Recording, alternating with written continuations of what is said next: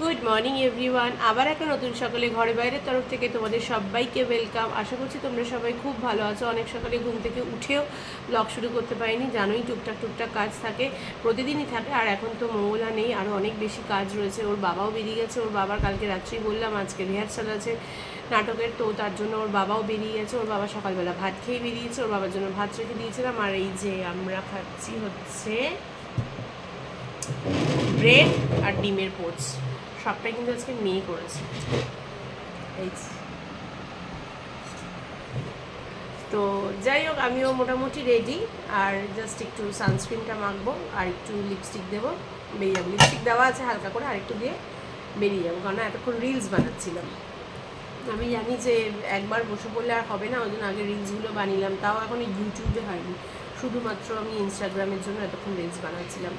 যাই হোক, রান্নাবান্না রয়েছে। মেয়ে আজকে একটু পরে দুপুরবেলা খেয়ে দে, আমি বলেছিলাম ওখানে গিয়ে খেতে, তারপর ভাবলাম যে না, সেই বাইরের খাবার কোনো দরকার নেই, তার থেকে বাড়ি থেকেই খেয়ে বেরো। ওকে আমার অফিস থেকে আজকে মানে আমরা সমস্ত স্টাফেরই ছেলে মেয়েদের আজকে 10 আর 12 যারা পাস আউট হয়েছে তাদেরকে সংবর্ধনা দেওয়া হবে। তো সেক্ষেত্রে ও যেহেতু 12 পাস করলো, তো ও যাবে। আমি বললাম যে খেয়েই যাস, দরকার নেই কোনো বাইরের খাওয়ার, যা গরম পড়েছে। তো আমি তো আমার অফিস টাইমেই বেরিয়ে যাব, ও যাবে হচ্ছে দুপুরবেলা। ও আমার অফিসে 1-1:15 মধ্যে পৌঁছে যাবে। ও 2:30 থেকে না, আমার অফিসে 2-2:15 মধ্যে পৌঁছে যাবে। ও 1:30-2 নাগাদ বেরোলেই আরামসে ও পৌঁছে যাবে। তো যাই হোক, চলো এখন থেকেই তোমাদেরকে সাথে নিয়ে আমি ব্লগটা শুরু করছি, দেখতে থাকো, আশা করছি ভালো লাগবে। চলো আগে ফটাফট ব্রেকফাস্টটা করে নিই। চলো এবার বেরিয়ে যাব। এই ভদ্রমহিলা তো পরে যাবে, যদি সম্ভব হয় আমি নিশ্চয়ই ক্যামেরা অন করে যতটুকু পারি চেষ্টা করব ভিডিও করার, যদি সম্ভব হয়, কথা দিতে পারছি না। আর না হলে কি পেলো, কি সংবর্ধনায় কি দিল না দিল, সেগুলো তো বাড়িতে এসে শেয়ারই করব। যাই হোক, চলো এবার আপাতত বেরোই। আমার আজকে প্রচুর কাজ, কালকে আসার সময় দেখে এসেছি প্রচুর বিল এসছে, সেগুলো গিয়ে আমাকে তাড়াতাড়ি ফার্স্ট হাফে কমপ্লিট করতে হবে, যেহেতু সেকেন্ড হাফে মোটামুটি ওখানেই আমাকে নিয়ে যেতে হবে, যেহেতু ওখানেই সময়টা কেটে যাবে। চলো সাথে থাকো। বলছি না বাড়িতে এসে দেখা হবে, যদি সম্ভব হয় বললাম দেখাচ্ছি, না হলে বাড়িতে এসে। চলো টাটা। এই যে মা এসে গেছে। হাস, তোমার যে টেনশন হচ্ছে, পরীক্ষা দিতে এসছিস, গরম লাগছে তো, এসি চলছে না। যাই হোক, এখানে মোটামুটি হল ভর্তি। এখন অলমোস্ট শুরু হবে, আমি আর এরপরে ভিডিওটা করতে পারবো না, তাই একটু ভিডিও করলাম। সমস্ত গেস্টরা এসে গেছেন।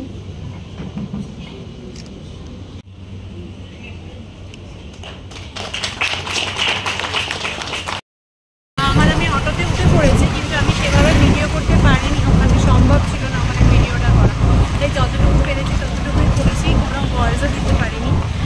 তো দেখছি ওটা পরে যদি ভয়েস দিয়ে দেওয়া যায় তাহলে ভয়েস শুনতেই পাবে তোমরা।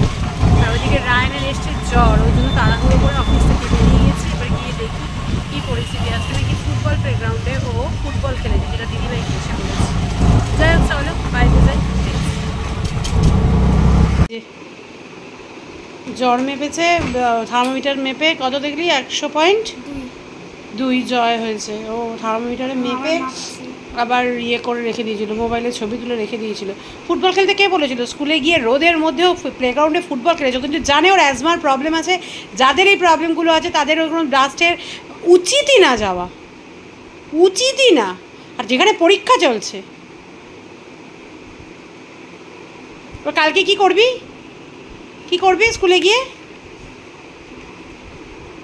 তোকে স্কুলে গিয়ে জ্বর আসুক, যা হয়ে যাক, তোকে স্কুলে কন্টিনিউয়াস বসে ক্লাসটা করতে হবে, কারণ আমি তো কামাই করাতে পারবো না, পরীক্ষা চলছে। 4:50 মেপেছিস,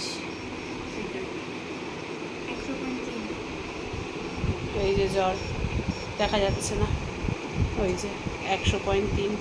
দাঁড়া দিচ্ছি ওষুধ। নিজের দোষে নিজের শরীর খারাপ হয়, জানিস তো, আর কিচ্ছু না।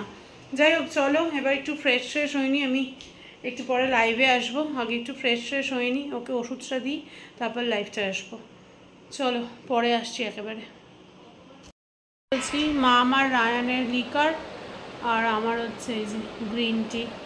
আর এটা মাম ওই ফেলিসিটিস এনেছে, যে মামের একটা মিষ্টির প্যাকেট দিয়েছে, তার সঙ্গে এই চপটা দিয়েছে। পরে আমি দেখাচ্ছি মাম কী কী পেয়েছে।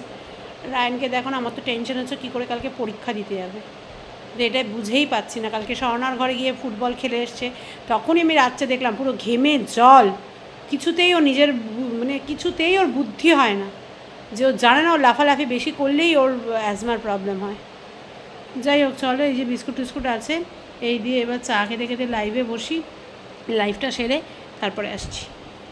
চা করে রেডি করে নিয়েছি, আবার একটু চা এই যে এটা কাপে করে নিয়ে যাবো, এটা মিশিয়ে মিশিয়ে নিলে হয়ে যাবে। এই চাটা একটু এক্সট্রা হয়েছে। আর এই দেখো দেখো ও একা একা ড্রয়ার খুলতে শিখে দেখো দেখো দেখো দেখো দৌড়ো দেখো।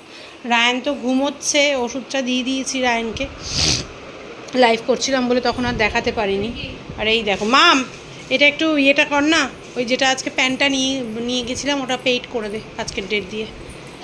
এই দেখো দুষ্টু, এই যে মাম, হ্যাঁ এই যে মাম, কোনটা মাম, কোনটা কার নাম মাম? ওটা মাম। আর দিদি কোনটা? দিদি। আর তুমি কে? মাম মাম, হ্যাঁ তুমি মাম মাম, ঠিক। যাই হোক রায়ান এখন একটু উঠে ওয়াশরুমে গেল। কী রে কেমন লাগছে? কিন্তু এখন শুয়ে থাকতে হবে, কারোর সাথে না, কিচ্ছু না, ওর কাছে আসবেই না, জ্বর হয়েছে। যাও, জ্বরটা কি মনে হচ্ছে একটু কমেছে?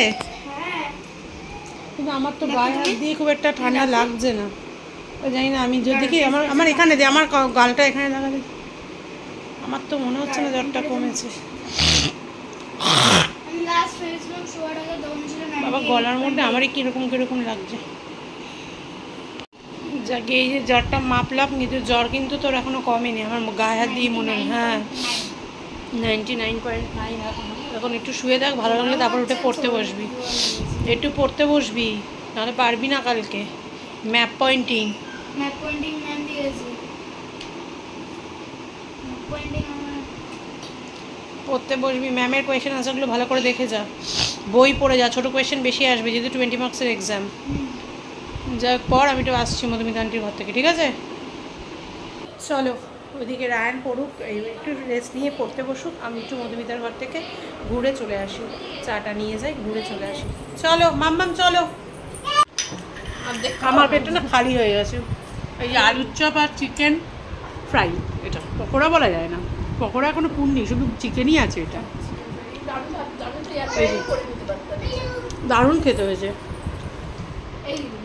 চলো গল্প করছি আর খাচ্ছি।